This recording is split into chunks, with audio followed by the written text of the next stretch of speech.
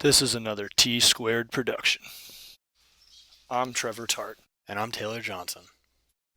And this is the California Tiger Salamander. And thank you for joining us.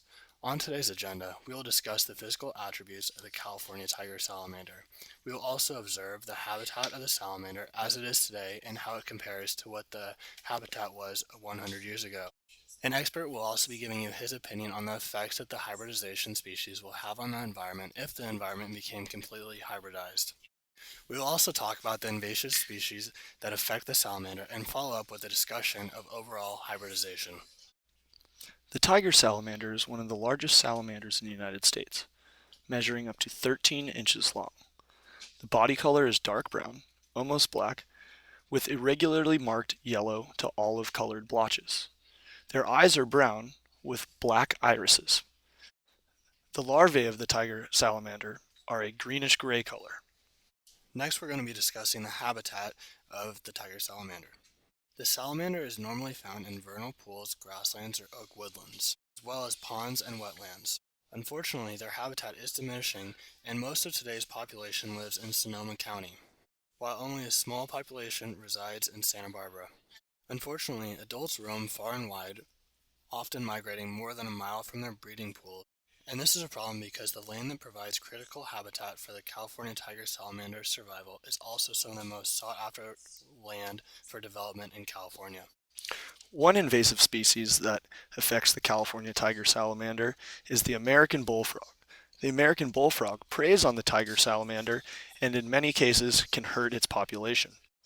In addition to the American bullfrog, other species of tiger salamanders can also have a negative impact on the California tiger salamander. They affect the California tiger salamander through hybridization. Next, we're going to focus on the hybridization of the California tiger salamander. This is an image of the hybridized California tiger salamander. This hybridization between the California tiger salamander and the barred salamander is influenced by both environmental and biological factors. The hybrid offspring have higher fitness than either of the pure parentals. For example, the hybrid tiger salamander have high early larval survival rates, as opposed to the native California tiger salamander. In a study conducted by the Santa Clara Valley Habitat Plan, hybrid species were introduced to the habitat and appeared to reduce the survival, growth, and development rate of native California tiger salamanders. Most contemporary hybrids in the study were larger than the native California tiger salamanders. Hybrids reduce the survival and growth rate of native California tiger salamanders through cannibalism and competition. Before we hear from our expert, we are going to discuss how hybridization affects the ecosystem. It has been demonstrated that the presence of hybrid tiger salamanders reduces the survival of other pond species. Hybrid tiger salamanders with high levels of introduced alleles have higher rates of predation on other native amphibians compared to native California tiger salamanders.